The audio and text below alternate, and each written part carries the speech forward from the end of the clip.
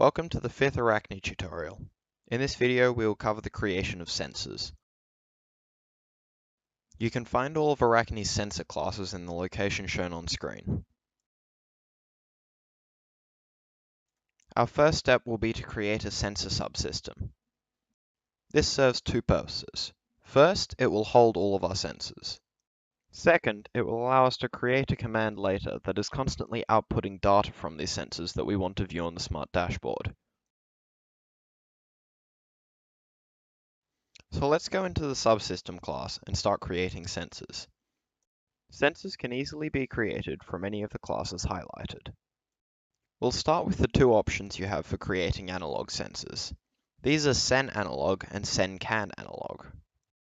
Similarly to the motor controllers in the last episode, the parameter for this is an instance of the analog input FRC class. The channel parameter will be whichever port on the RoboRio you have the analog input plugged into.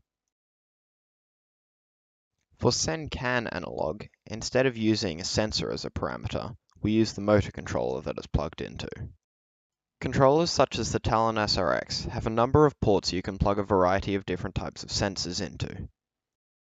In this instance, we'll use the analog sensor attached to the wrist motor controller that we created in the last video. We can do an almost identical thing for digital inputs. This time, the classes are SenDI and SenCan digital input. The parameter for SenDI is just a digital input instance. The parameter for that instance is just the port that it's plugged into on the RoboRio. SenCan digital input is a little different from its analog equivalent. This is because you can attach two digital inputs to the same CAN controller. These are referred to as the forward and reverse inputs. If you want to use the forward input, you just need to put true for the second parameter. If you want to use the reverse input, put false. As shown here, you can also use motor controllers held inside a motor list. Our third type of sensor is an encoder. This has a SenEncoder and SenCanEncoder class. Like before, the parameter for SenEncoder is just a new instance of encoder. This takes the parameters of the two digital ports that it's plugged into. SenCanEncoder, once again, just takes the parameter of a motor controller.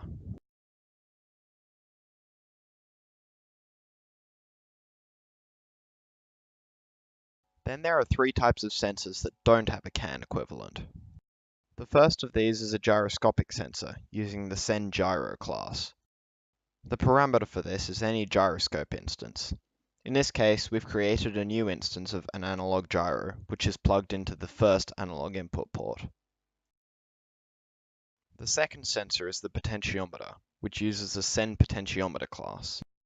This takes the parameter of a new analog potentiometer instance. The final sensor is not a physical sensor, it was created by Arachne. You can create a timer using the SenTimer class. This doesn't require any parameters. So far, we've only been covering inputs from the robot. However, you'll also need to know how to get inputs from a joystick. The classes relevant to this can be found in the location shown on screen. We can create joysticks and joystick buttons inside the OI class. We did this earlier when we were creating a joystick to drive with.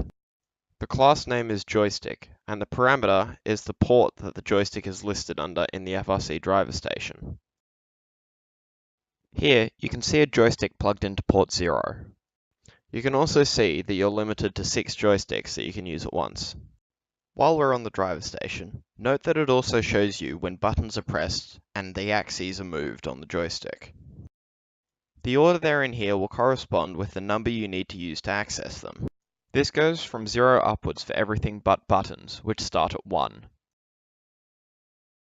To save time later, we're going to import the wrap and wrap list methods inside button_gettable wrapper. We'll need to use one of these every time we create a button. First, let's create a few basic buttons on the driver joystick. These will be instances of the button_gettable wrapper. To do this, we use the wrap function, along with an instance of whatever the class is of the button that we're creating. For basic buttons, it's just a new joystick button. The parameters are the joystick that it's on and the button number. Remember that unlike everything else, these start at 1, not 0.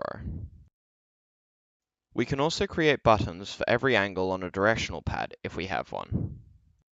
This time, we use the wrap function on a new instance of button POV. The parameters are the joystick that it's on, and then the angle clockwise from the top. Note that the angle at the top is 0, not 360. We can add axes by using the joystick axis class. Here, we just create new instances, with the parameter of the joystick and then the axis number. Once again, if we're unsure what number an axis is, we can check it in the driver station. If your joystick has analog triggers, they'll function in the same way that an axis does. For example, our left trigger is the axis number 2.